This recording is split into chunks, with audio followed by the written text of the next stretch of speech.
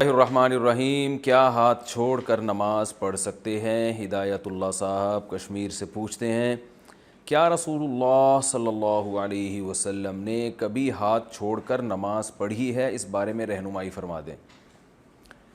نبی صلی اللہ علیہ وسلم نے یقیناً ہاتھ چھوڑ کے نماز پڑھی ہے۔ اس کی مضبوط دلیل ہمارے پاس اہل مدینہ کا عمل ہے، جو موطا امام مالک کے جو مؤلف ہیں، امام مالک رحمہ اللہ تعالیٰ، ان کے شاگرد ہیں مشہور قاسم، وہ امام مالک سے نقل کرتے ہیں المدونۃ الکبریٰ میں کہ امام مالک فرماتے ہیں کہ میں نے یعنی امام مالک سے جو عمل جو فتویٰ نقل کرتے ہیں وہ اسی بیس پہ کہ اہل مدینہ ہاتھ چھوڑ کے نماز پڑھا کرتے تھے، تو انہوں نے اس سے استدلال کیا کہ رسول اللہ صلی اللہ علیہ وسلم کی نماز ہاتھ چھوڑ کے تھی۔ تو ائمہ کرام کے مختلف دلائل ہوتے ہیں، بعض دفعہ صریح روایت نہیں ملتی، لیکن کسی کا عمل یہ بتا رہا ہوتا ہے کہ نبی صلی اللہ علیہ وسلم نے یہ عمل کیا ہوگا۔ یہ جو کہتے ہیں نا کہ حدیث میں صراحتاً دکھاؤ، یہ مطالبہ ہی غلط ہے۔ ہر چیز صراحتاً حدیث میں نہیں ہوتی، دلیل کبھی صراحتاً ہوتی ہے، کبھی دلالتاً ہوتی ہے۔ دلالتاً کا مطلب یہ ہے کہ کوئی ایسا عمل ہوتا ہے جس سے لگتا ہے کہ نبی نے یہ عمل یقیناً کیا ہوگا، تو اہل مدینہ ظاہر ہے سارے گمراہ تو نہیں ہو سکتے۔ تو اسی وجہ سے امام مالک کا جو مشہور قول ہے وہ ہاتھ چھوڑ کے نماز کا ہے، اور آج بھی بہت سی دنیا پڑھتی ہے ہاتھ چھوڑ کے نماز، عرب ممالک میں ہم نے دیکھا ہے۔ تو آپ ہاتھ چھوڑ کے پڑھیں نہ پڑھیں، تو دیکھیں کسی ایک فقہ کو فالو کرنا چاہیے۔ امام ابو حنیفہ کی تحقیق ہے ہاتھ باندھ کے نماز، وہ ان حدیث سے استدلال کرتے ہیں جن میں ہاتھ باندھ کے نماز پڑھنے کا حکم ہے، تو دلائل دونوں طرف ہیں۔ تو عامی آدمی کا کام یہ ہے کہ ایک فقہ کو فالو کرے اور دوسرے کو بھی برحق سمجھے۔ تو اس لیے آپ اگر فقہ مالکیہ کو فالو کرتے آ رہے ہیں شروع سے، تو پھر ہاتھ چھوڑ کے پڑھتے رہیں، اسی فقہ کو فالو کریں۔ لیکن اگر آپ فقہ حنفی کو فالو کر رہے ہیں تو پھر اسی کو فالو کرتے رہیں، ان کی تحقیق میں ہاتھ باندھ کے نماز ہے، وہ ان کے بھی مضبوط دلائل ہیں۔ تو یہ جو آج کل فنڈر گیری شروع ہو گئی ہے نا، ہر آدمی مجتہد بنا ہوا ہے اور ایک طرف کے دلائل بیان کر کے یہ ثابت کرتا ہے کہ یہی ٹھیک ہے دوسرا غلط ہے، یہ اسلاف میں یہ طریقہ نہیں تھا۔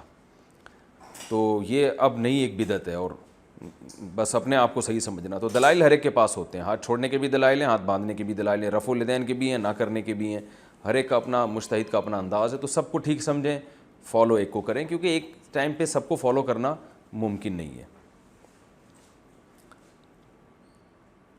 کیا زیادہ غلطی پر 2 دفعہ سجدہ سہو ہوگا؟ اگر نماز میں واجب چھوٹ جائیں تو اس کا ازالہ کیسے کیا جائے؟ ایک سجدہ سہو کافی ہے یا 2 کیے جائیں گے؟ حبیب اللہ، دیکھیے نماز میں جتنی بھی غلطیاں ہوں، جتنے بھی واجب چھوٹ جائیں، ایک ہی سجدہ سہو ہوگا، دوبارہ نہیں ہوتا، 2 سجدہ سہو نہیں ہوتے، ایک ہی سب کی طرف سے کافی ہو جائے گا۔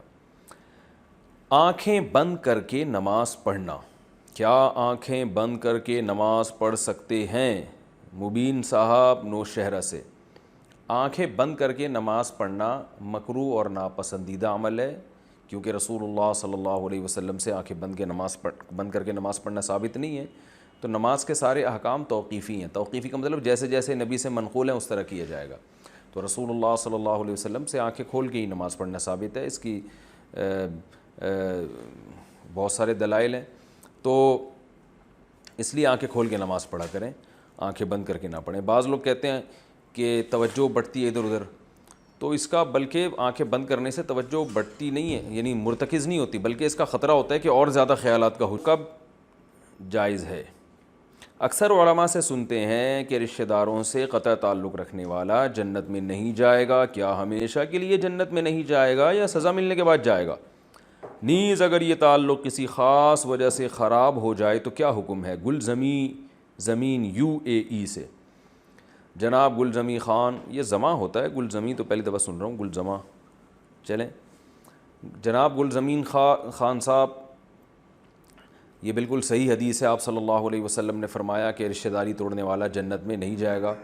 رہا یہ مسئلہ کہ کسی خاص وجہ سے تعلق خراب ہو جائے، یعنی خاص وجہ یہی ہوتی ہے کہ رشتہ دار اچھا سلوک نہیں کر رہے، تو نبی صلی اللہ علیہ وسلم نے اس کے بارے میں بھی رہنمائی فرمائی ہے۔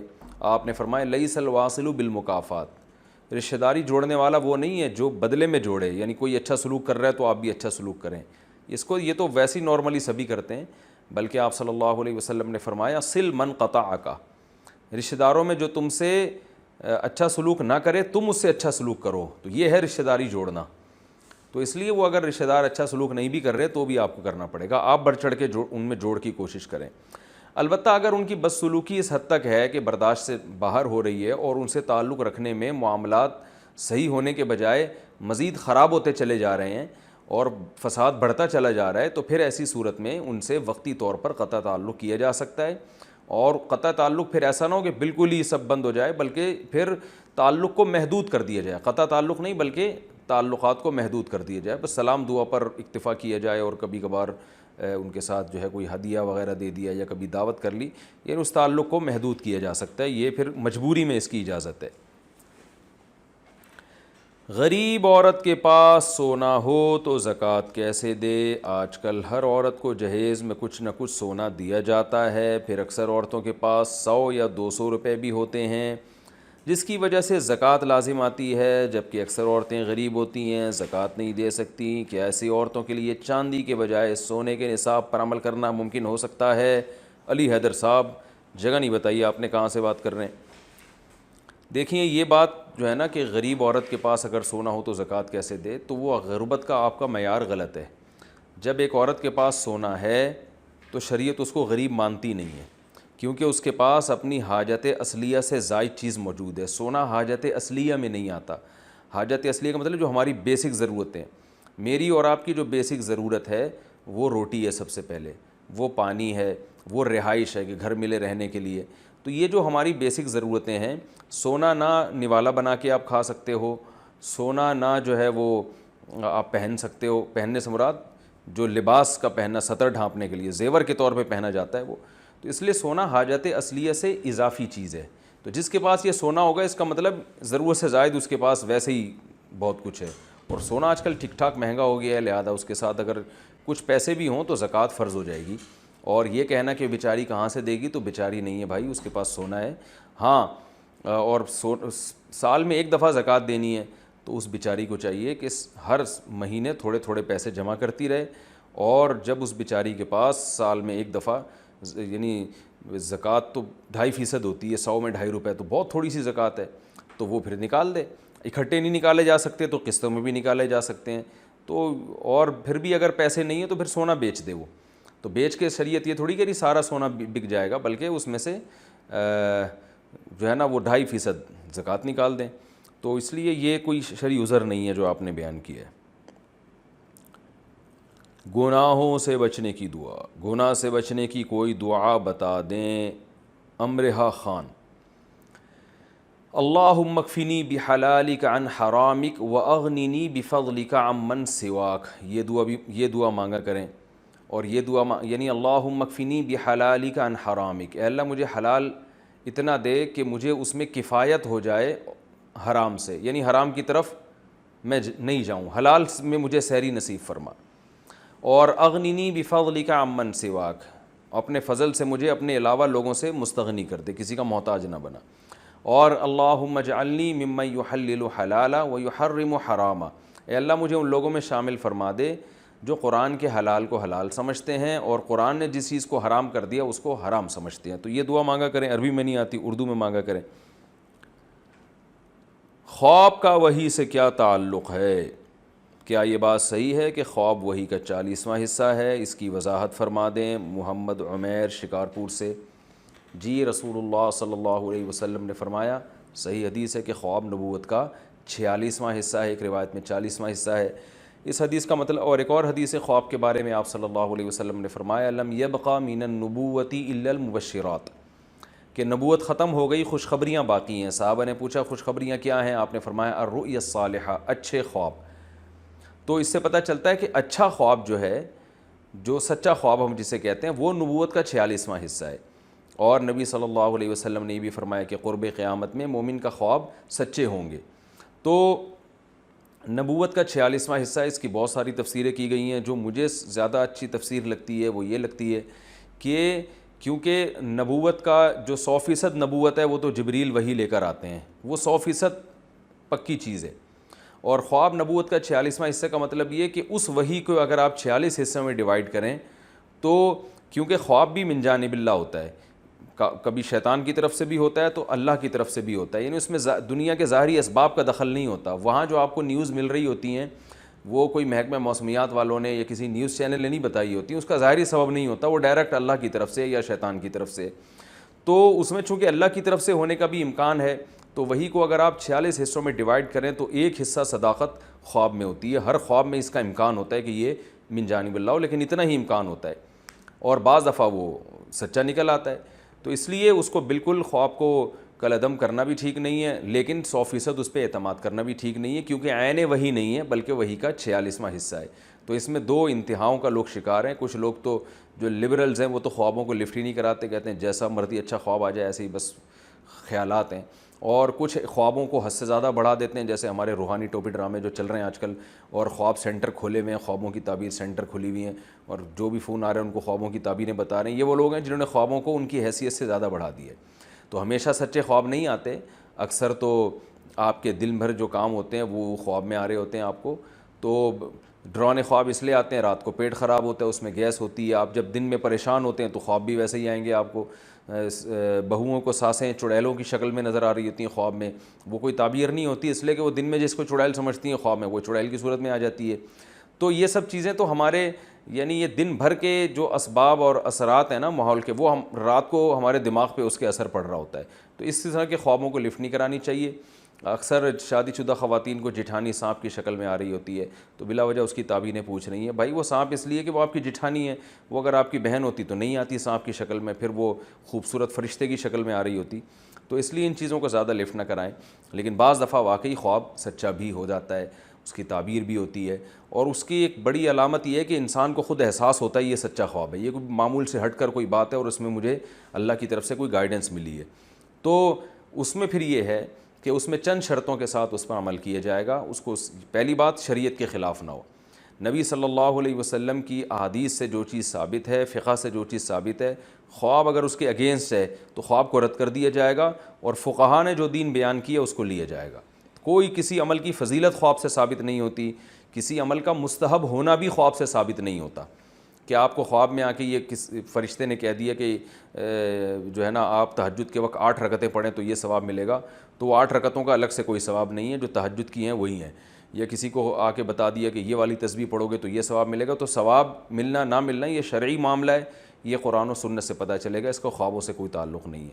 آپ کو آ کے بتا دیا کہ فلاں مولانا صاحب ہے ان سے مسئلہ پوچھا کرو وہ بالکل صحیح ہیں، تو آپ ان مولانا کی تحقیق کر لیں. اگر علماء کو ان پر مولانا پر اعتماد نہیں ہے تو پھر آپ خواب کی بیس پر ان پہ اعتماد نہیں کر سکتے، کیونکہ قرآن کیا کہہ رہا ہے، فاسألوا اہل الذکر ان کنتم لا تعلمون، علماء سے پوچھو. تو جب علماء کسی پر اعتماد نہیں کر رہے ہیں تو سارا دن آپ کو خواب میں بشارتیں ملتی رہیں کہ یہ بہت نیک ہے، یہ بڑے بزرگ ہیں، اس کی بزرگی پر یقین نہ کریں آپ، کیونکہ یہ علماء کے قول میں اور خواب میں جب تضاد ہو رہا ہے تو قرآن آپ کو علماء کے قول کی تقلید کا حکم دے رہا ہے. ایسے موقع پہ فاسألوا اہل الذکر، اہل علم سے رابطہ کرو. تو شرعی لوگ کیا کرتے ہیں، شرعی حدود سے تجاوز کرتے ہیں خوابوں کے معاملے میں، رشتے کر دیتے ہیں. جو خواب آیا تو وہ لڑکا آیا تھا خواب میں کہ بالکل ایک خوبصورت فرشتے کی شکل میں، لہذا میری بیٹی کے لیے وہی مناسب ہے. اب گراؤنڈ ریئلٹی کہہ رہی ہے وہ بندہ ٹھیک نہیں ہے، جب آپ نے تحقیقات کروائیں تو پتہ چلا کہ وہ ٹھیک نہیں ہے. تو حدیث بھی یہی کہہ رہی ہے، اذا خطب الیکم من ترضون دینہ وخلقہ فزوجوہ، جب کوئی ایسا شخص نکاح کا پیغام بھیجے جو دین اور اخلاق سے تم مطمئن ہو تو نکاح کرو. تو مفہوم سے یہ پتہ چل رہا ہے کہ اگر ایسا الٹا سیدھا آڑا ترشا آدمی آ رہا ہے تو نکاح مت کرو. اب خواب میں روزانہ وہ فرشتے کی شکل میں بھی آ رہا ہو، لیکن حدیث ہمیں کہہ رہی ہے کہ اخلاق اور دین دیکھنا ہے آپ نے. تو یہ بہت زیادہ لوگوں میں نا قرآن و حدیث کے مقابلے میں خوابوں کو لا کے کھڑا کر دیا، مشاہدے کے مقابلے میں خواب کو لا کے کھڑا کر دیا. اب مثال کے طور پر مشاہدہ یہ کہہ رہا ہے کہ آپ فلاں جگہ سے اگر جائیں گے تو ڈاکو ہیں، لوگ آپ کو خبریں دے رہے ہیں کہ وہاں جگہ سے آپ گزریں گے تو وہاں ڈاکو کھڑے ہوئے لوٹ رہے ہیں. آپ کی آنکھ لگ گئی، خواب میں آیا کہ وہاں تو فرشتے کھڑے ہوئے ہیں، ڈاکو نہیں ہیں. اب آپ وہاں سے گزرو گے اس بیس پہ کہ جی مجھے خواب میں بشارتیں آ رہی ہیں، تو یہ آپ کے بیوقوف ہونے کی علامت ہوگی. کیونکہ شریعت نے ہمیں جو لوگوں کی اخبار اور لوگوں کی خبریں ان پر اعتماد کرنے کا ہمیں حکم دیا ہے.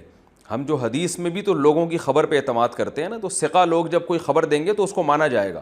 تو یہاں یعنی خواب سے بڑھ کر جب کوئی دلیل آئے گی ہمارے پاس تو پھر اس دلیل کو فوکس کیا جائے گا، خواب کو رد کر دیا جائے گا. ہاں آپ کا خواب کسی دلیل سے نہیں ٹکرا رہا تو پھر اس پر عمل کرنے میں کوئی حرج نہیں ہے. تو اس لیے یہ سب چیزوں کا اگر خیال ہو تو پھر خواب کی ایک حیثیت ہے، ورنہ اس سے لوگ گمراہ بھی بہت ہو رہے ہیں. سب اس دونوں چیزوں کا خیال کرنے چاہیے.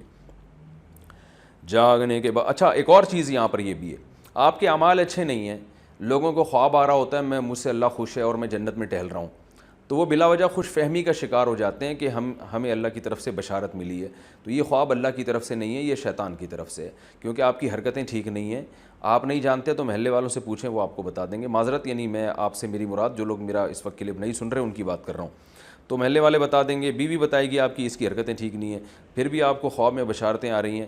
اس کا مطلب ہے کہ یہ شیطان ہے جو آپ کو بدعمل بنا رہا ہے، آپ کو تھپکیاں دے دے کے جنت دکھا رہا ہے اور اس خوش فہمی میں مبتلا کر رہا ہے کہ آپ جنت میں جائیں گے. تو اس سے کیا ہوگا، آپ گناہوں پر اور جری ہوں گے.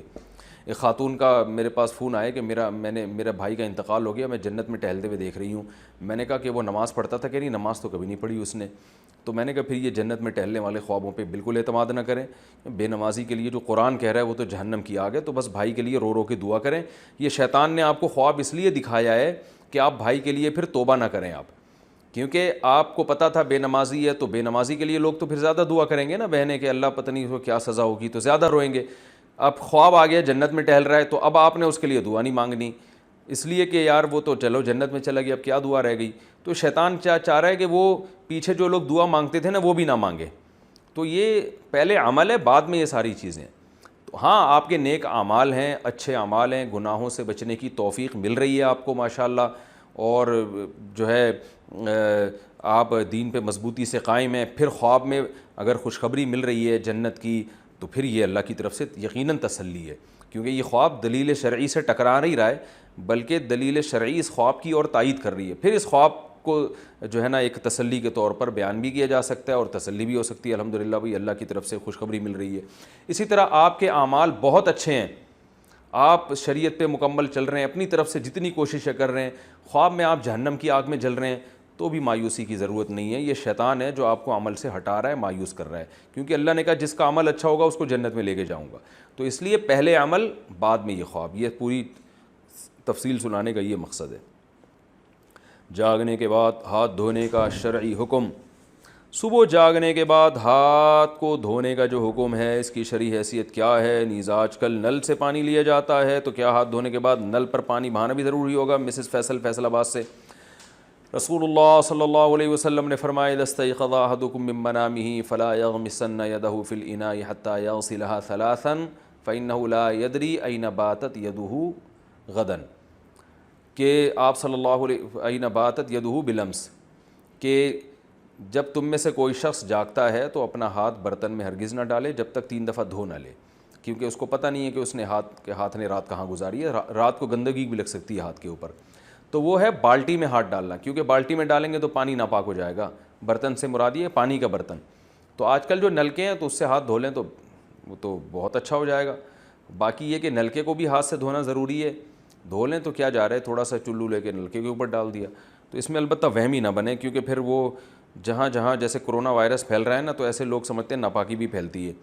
تو اتنے پاگل ہو جاتے ہیں لوگ اس معاملے میں کہ وہ ایک صاحب نے بتایا کہ میں جب وہ اپنے کپڑے واش روم میں دھوتا ہوں تو چھینٹ پڑتی ہے، تو چھینٹ پڑنے سے وہ کپڑا ناپاک، تو جب میں اس کپڑے کو اٹھاتا ہوں تو میرا ہاتھ ناپاک، تو جب میں نلکے کو لگاتا ہوں تو نلکا ناپاک، پھر میں نلکے کو جب پانی سے دھوتا ہوں تو اس دوران اگر میرا کہیں ہاتھ لگ گیا تو پھر اس کو بھی دھونا پڑتا ہے، پھر وہ دروازے کا کنڈے کو بھی دھوتا ہوں جس کو ہاتھ لگا.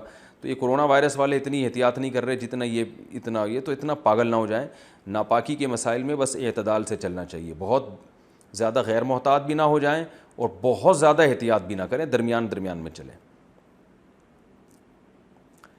کیا غسل کرنے سے بھی وضو ہو جاتا ہے؟ کیا غسل کرنے سے وضو ہو جاتا ہے؟ میں نے اس بارے میں کئی باتیں سنی ہیں. کوئی کہتا ہے ہو جاتا ہے، کوئی کہتا ہے وضو کی نیت کرنا ضروری ہوتا ہے ورنہ نہیں ہوتا، کوئی کہتا ہے وضو الگ سے کرنا چاہیے، نہانے سے وضو نہیں ہوتا. اختر علی سعودی عرب سے. دیکھیں وضو میں 4 اعضاء کا دھونا فرض ہے، چہرے کا اور ہاتھوں کا کوہنیوں تک، سر کا مسا اور پاؤں ٹخنوں تک. تو غسل کے دوران اگر یہ اعضاء دھل گئے پورے طور پر تو وضو آپ کا آٹومیٹیکلی ہو گیا. تو یہ ہے اصل. باقی سنت عمل یہ ہے، صحیح طریقہ یہ ہے کہ جب غسل کیا جائے تو آپ صلی اللہ علیہ وسلم نے جو غسل کا طریقہ سکھایا، پہلے وضو کریں پھر مکمل غسل کریں، یہ اچھا طریقہ ہے. لیکن اس پر عمل نہیں بھی کیا، ایسے ہی پانی بہا دیا تو بھی وضو آپ کا آٹومیٹیکلی خود بخود ہو جائے گا، دوبارہ وضو کی ضرورت نہیں ہے. تکبیر تحریمہ میں ہاتھ کہاں تک اٹھائیں؟ کیا نماز میں تکبیر تحریمہ کے وقت کانوں کو ہاتھ لگانا ضروری ہے؟ عبد الحمید کشمیر سے۔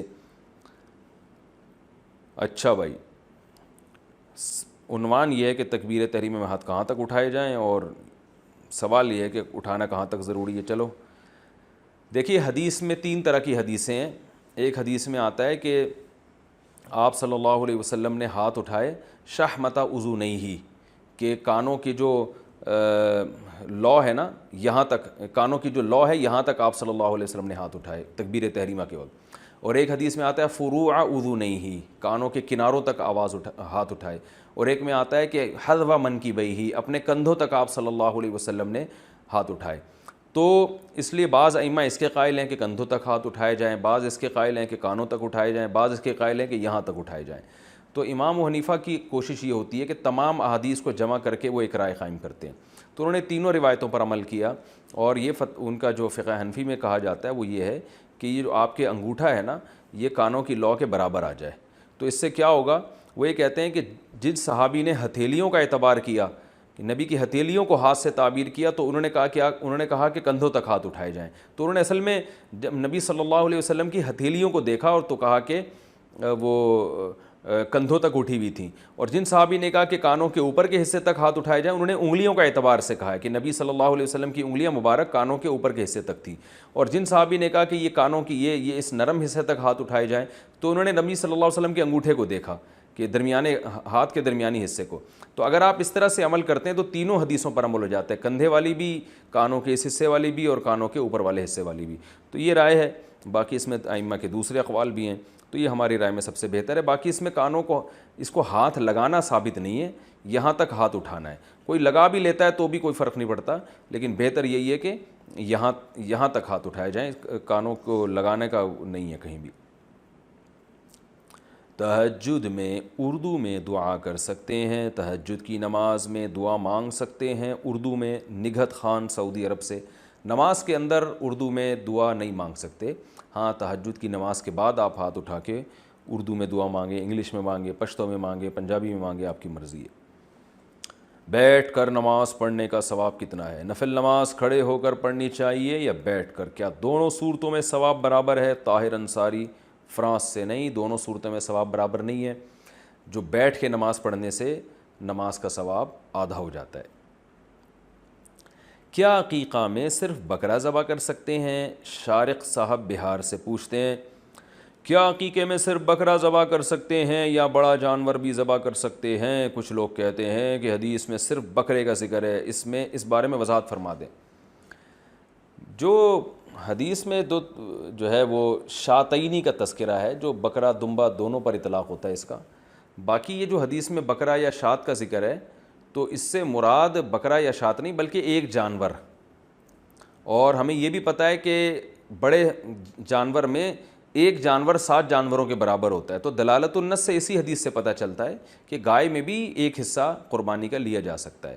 تو بکرا کریں، بکری کریں، دمبا کریں، دمبی کریں، بھیڑ کریں، بھیڑ کی مؤنث کریں، یا گائے کریں، یعنی گائے کا ایک حصہ لیں یا 2 حصے لیں، تو یہ سب جائز ہیں۔ اونٹ کا ایک حصہ، 2 حصے، عقیقے میں سب جائز ہے۔ لڑکے کی طرف سے بہتر یہ ہے کہ 2 حصے کیے جائیں، لڑکی کی طرف سے ایک حصہ کیا جائے۔ تو بعض لوگ یہ کرتے ہیں کہ لڑکی کی طرف سے بکری اور لڑکے کی طرف سے بکرا، یہ بھی غلط ہے۔ لڑکے کی طرف سے بکری بھی کر سکتے ہیں اور لڑکی کی طرف سے بکرا بھی کر سکتے ہیں، کوئی حرج نہیں ہے۔ تو بکرا، دمبا، بھیڑ اور کیا نام ہے اس میں یہ جو گائے ہے، اس کا بھی حصہ لیا جا سکتا ہے۔ اور عقیقے میں ایک سہولت یہ بھی ہے کہ عقیقے میں جانور کا 2 دانت ہونا بھی ضروری نہیں ہے، اور عقیقہ ایک سنت عمل ہے، کوئی فرض واجب نہیں ہے۔ میت کے گھر کھانا کھا سکتے ہیں؟ محمد بلال کبیر والا سے۔ میت کے گھر سے جو کھانا دوسروں کے گھر میں بھیجا جاتا ہے، کیا وہ کھانا جائز ہے؟ جبکہ وہ کھانا میت کے لواحقین نہیں پکاتے، دوسرے لوگ کھانا دیتے ہیں۔ دیکھیے، اگر میت کے ہاں جو لوگ تعزیت کے لیے آئے ہوئے تھے، وہ دور دور سے آئے ہوئے تھے، تھکے ہارے ہیں، اور کھانے کا ٹائم ہو گیا، تو اڑوس پڑوس میں اگر کوئی ان کو کھانا کھلا دیتا ہے تو اس میں تو کوئی حرج نہیں ہے۔ رشتہ دار بعض دفعہ دور سے آتے ہیں اور بھوکے ہوتے ہیں، وہ کہتے ہیں جو مرنے والا تھا وہ تو چلا گیا، اب اس کی وجہ سے ہمیں کیوں بھوک سے مار رہے ہو؟ تو اس چکر میں اگر کوئی اڑوس پڑوس والا یا رشتہ داروں میں کوئی ان کو جو وہاں کے لوگوں کو کھانا کھلا دے تو ٹھیک ہے. لیکن اڑوس پڑوس میں کھانا بانٹنا یہ اس لیے جائز نہیں ہے کہ یہ کھانے کا موقع ہے نہیں, یہ غم کا موقع ہے. کھانا کھلانا خوشیوں میں ہوتا ہے, غم میں نہیں ہوتا. یہ جو میت کے لواحقین کھا رہے ہیں تو مجبوری میں کھا رہے ہیں نا, یہ تو بھوک کی وجہ سے. آپ اڑوس پڑوس میں کیوں بانٹ رہے ہیں؟ ہاں اگر کھانا اتفاق سے زیادہ آ گیا, بچ گیا ہے, تو بھی بہتر یہ ہے کہ اڑوس پڑوس میں نہ بانٹا جائے, کیونکہ غم کا موقع ہے اور آپ پڑوسیوں کو کھانا کھلا رہے ہیں تو ایک عجیب سی چیز ہو جائے گی. یہ بالکل مزاج شریعت کے اور عقل کے مزاج کے بالکل خلاف ہے. تو شریعت میں کھانا خوشیوں کے موقع پر ہوتا ہے, غموں پہ نہیں ہوتا. تو اس لیے اس کھانے کو پھر فقیروں میں صدقہ کر دیں تو زیادہ بہتر ہے. زکوٰۃ کے لیے سونے کا ریٹ نیٹ سے معلوم کرنا. کیا نیٹ سے سونے کا ریٹ معلوم کر کے زکوٰۃ دی جا سکتی ہے؟ حذیفہ سلیمی کراچی سے. دیکھیں زکوٰۃ سونے کی ریٹیل پرائس پہ ہوتی ہے, ہول سیل پرائس پہ نہیں ہوتی. تو نیٹ پہ اگر ریٹیل پرائس بھی لکھی ہوئی ہے تو پھر تو ٹھیک ہے. اور بعض دفعہ یہ بھی ہوتا ہے نیٹ کے ریٹ الگ ہوتے ہیں اور آپ کے اپنے علاقے کے ریٹ الگ ہوتے ہیں, تو اس لیے اس میں گڑبڑ ہو سکتی ہے. تو اس لیے اپنے علاقے کے سنار سے پوچھیں کہ ابھی ریٹیل پرائس اس کی ہے کیا, وہ زیادہ قابل اعتماد ہے. کیا پاکی کے بعد زوجہ کے قریب جانا جائز ہے؟ حیض سے پاک ہونے کے بعد کیا زوجہ کے قریب جا سکتے ہیں؟ یہ کسی نے سوال پوچھا ہے, میں پورا سوال نہیں پڑھ رہا, بس اس کا مختصر جواب دے دیتا ہوں. عمیر مصطفیٰ بہاولپور سے. دیکھیے زوجہ کو جب جو ہے پاک ہو جائے تو پاک ہوتے ہی اس پر یہ تو ضروری ہے کہ غسل کر کے نماز شروع کر دے, لیکن شوہر اس کے پاس اس وقت تک نہیں جا سکتا جب تک یہ نہ دیکھا جائے کہ پچھلے مہینے کتنے دن میں پاک ہوئی تھی.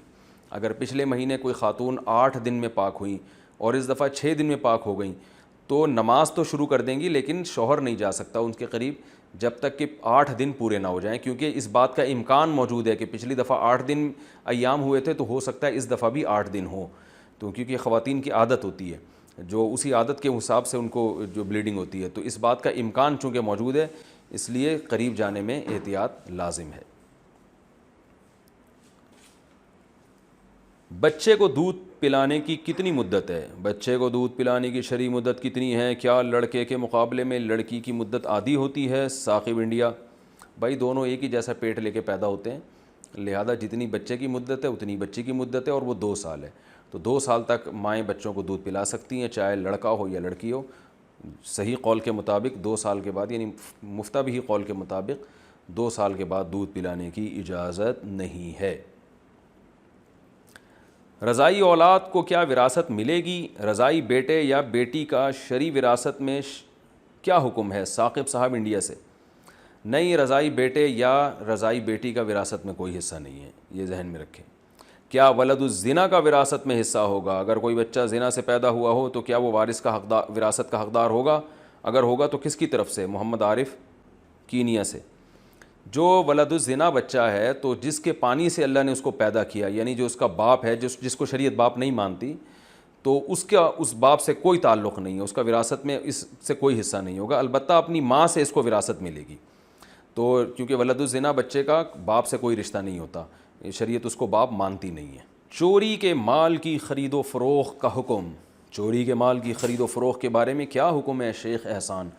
اگر 100% یقین ہے کہ یہ مال چوری کا ہے تو اسے خریدنا جائز نہیں ہے.